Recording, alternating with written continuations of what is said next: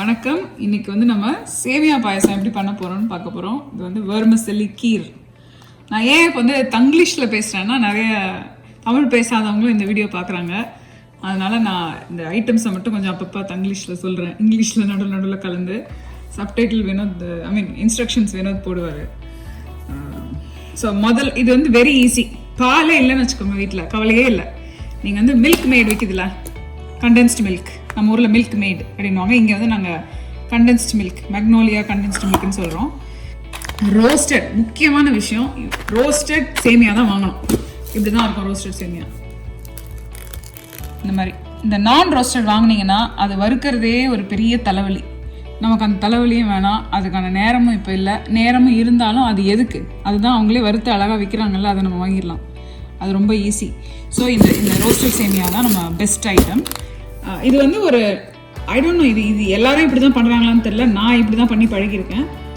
First சுடு தண்ணியில் நல்லா வேக வைக்க போகிறோம் அந்த சேமியாவை. அதுக்கப்புறம் இந்த கண்டென்ஸ்டு மில்க் அதில் ஆட் பண்ணிவிட்டு, நான் வந்து கொஞ்சம் எக்ஸ்ட்ரா பால் ஊற்றுவேன், கொஞ்சம் எக்ஸ்ட்ரா சர்க்கரையும் போடுவேன், கொஞ்சம் ரிச்னஸ்க்காக. நீங்கள் பால் இல்லை, நான் கஷ்டமாக இருக்குங்க, இப்போ பால்லாம் கிடைக்கல அப்படின்னா நீங்கள் அதெல்லாம் தேவையில்லை. இந்த 2 ஐட்டம் வச்சே பண்ணிடலாம். ஸோ ஃபஸ்ட்டு வந்து இப்போ சுடு தண்ணி வைக்கலாம். நல்லா கொதிக்கிற தண்ணியை வைக்கிறேன் நான்.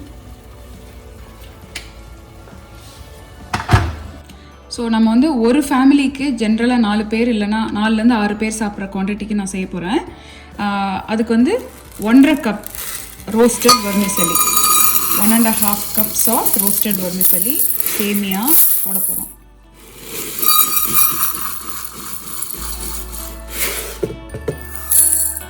இதுக்கு வந்து நம்ம 1 can of condensed milk use பண்ண போகிறோம். Sweet and condensed milk 1 can.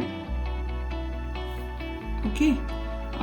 அப்புறம் கேஷ்யூ நட்ஸ் நான் ஆட் பண்ண போகிறேன். அதுக்கு ரேசின்ஸ் அண்ட் கேஷ்யூ நட் நீங்கள் நெய்யில் வறுத்து போடலாம், கீயில் வறுத்து முந்திரியும் திராட்சையும் போடலாம். என்கிட்ட திராட்சை இல்லை, நான் முந்திரி மட்டும் போட போகிறேன். சர்க்கரை எக்ஸ்ட்ரா வச்சுருக்கேன், சுகர். இன்னும் ஸ்வீட்னஸ் தேவைன்னா நான் போடுவேன். ஒரே ஒரு பிஞ்சு சால்ட் போடணும். ஏன்னா என்ன ஸ்வீட் பண்ணாலுமே அந்த ஒரு ஸ்மால் டேஷ் ஆஃப் சால்ட் போட்டிங்கன்னா அது ஸ்வீட்னஸ் வந்து எடுத்து கொடுக்கும். அப்புறமா வந்து காடமம் பவுடர், நம்ம ஏலக்காய் பவுடர், அது வந்து ஒரு பிஞ்ச் போடணும். இப்போ ஃபஸ்ட்டு நம்ம வந்து இதை வேக வச்சுக்கலாம். சுடு தண்ணி ஆல்ரெடி கொதிக்குது.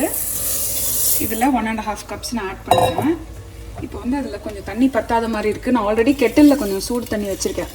ஸோ இது குவான்டிட்டியெல்லாம் ரொம்பலாம் இதுக்கு மெஷர்மெண்ட்லாம் இல்லை.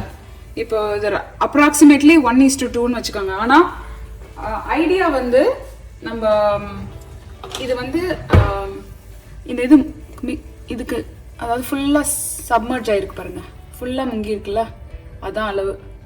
ஸோ தட் வேகும். நீங்கள் எக்ஸ்ட்ரா சுடு தண்ணி பக்கத்துலேயே வச்சுக்கோங்க. இது இன்னும் கொஞ்சம் அப்சர்வ் ஆச்சுன்னா நம்ம இன்னும் கொஞ்சம் ஆட் பண்ணணும். இது ஒரு 6 to 8 மினிட்ஸில் ஆகிடும். ஏன்னா இது ஆல்ரெடி ரோஸ்டட். ஸோ ஒட்டாது, ஒன்னோட ஒன்று ஒட்டவே ஒட்டாது. அண்ட் இந்த கண்டென்ஸ்ட் மில்க் யூஸ் பண்ணி பண்ணால் அவ்வளோ ரொம்ப நேரம் நம்ம வேக வச்சு, ரொம்ப நேரம் அந்த பாலை வந்து திக்காக வச்சு சிம்மர் பண்ணி அந்த ஒரு ரிச்னஸ் இருக்குல்ல, அது அந்த கண்டென்ஸ்ட் மில்கில் தான் வரும். நீங்கள் என்ன தான் பால் ஊற்றி சர்க்கரை ஊற்றி பண்ணாலும் நம்மளால் நேச்சுரலி பண்ணும்போது அந்த ஸ்வீட்னஸ் நம்மளால் எடுத்துகிட்டு வர முடிய மாட்டேங்குது. ஸோ இப்போ ஒரு 6 to 7 மினிட்ஸில் இது நான் ஃபுல்லாக குக் ஆகிடும். இந்த சேமியா வந்து ட்வைஸ் த குவான்டிட்டி ஆகிடும். அப்படியே டபுள் ஆயிரும் குவான்டிட்டி, அளவு நல்லா ஊறி போய் பெருசாகும். அது வரைக்கும் நம்ம வெயிட் பண்ண போகிறோம். இப்போ ஒன்றுமே இல்லை, வெறும் தண்ணியில் வேக வைக்க போகிறோம். அதுதான் பாயிண்ட்டு. இது வந்து வெந்துட்டு இருக்குது. இந்த மீன் டைம் நம்ம வந்து பக்கத்தில் நான் கீயை மெல்ட் பண்ணுறேன்.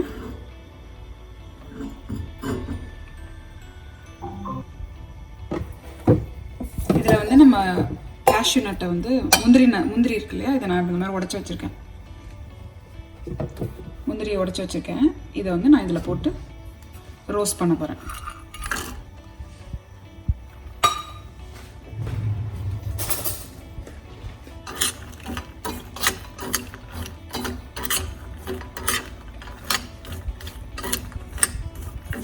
ஆல்ரெடி ரோஸ்டட்ன்றதுனால அந்த கலரில் இருக்குது.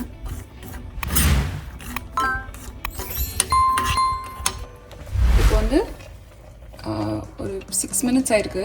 ஸோ வெந்துருச்சு. இங்கே பாருங்கள், நல்லா சூப்பராக வெந்திருக்கு சேமியா. இதில் இப்போ இந்த 1 கேன் ஆஃப் கண்டென்ஸ்ட் மில்க்கை ஊற்றுறேன்.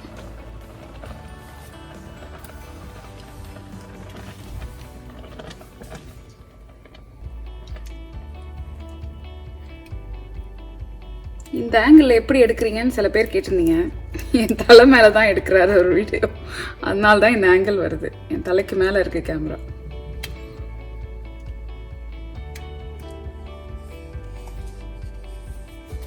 ஸோ இப்போ இது நல்லா கொதிக்கட்டும், ஒரு 2 நிமிஷம் கொதிக்கட்டும்.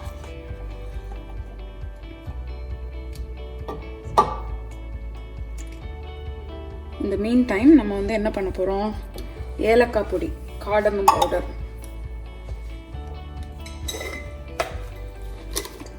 நல்லா ஒரு 1/2 டீஸ்பூன் போடுங்க. ஏன்னா நல்ல ஸ்மெல் இருக்கும். அப்போ தான் காடமம் பவுடர் இல்லைன்னா காடமம் பாட்ஸை வந்து தட்டி போடுங்க. ஏலக்காய் இருக்குல்ல, ரெகுலர் ஏலக்காவை தட்டி போட்டுருங்க.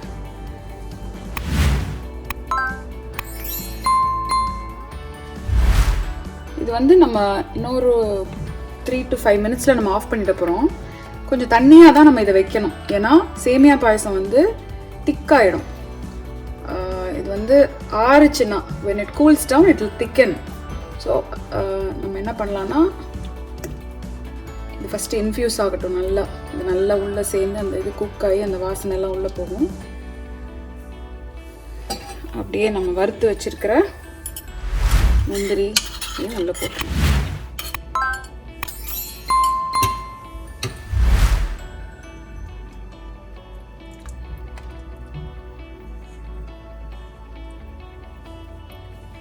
இது கொஞ்சம் இன்னும் ஒரு 2 மினிட்ஸ் கொதிக்கட்டும்.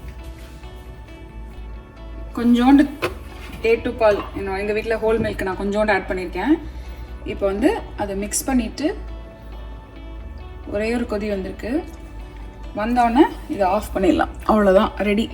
இப்போ பாருங்கள், கொஞ்சம் தண்ணியாக இருக்க மாதிரி இருக்குது. அப்படி தான் இருக்கணும், ஏன்னா இது திக்காகும், ஆறுனா திக்காகும். அதனால் அவ்வளோதான், சூப்பரான சேமியா பாயசம் ரெடி. ட்ரை பண்ணி பார்த்து சொல்லுங்கள் எப்படி இருக்குன்னு. Like, share and subscribe to my channel. Comments ஏதாவது இருந்ததுன்னா கீழே கமெண்ட் பாக்ஸில் போடுங்க. அந்த பெல் ஐக்கானை மறக்காமல் கிளிக் பண்ணுங்கள். As always, thank you for supporting and happy cooking.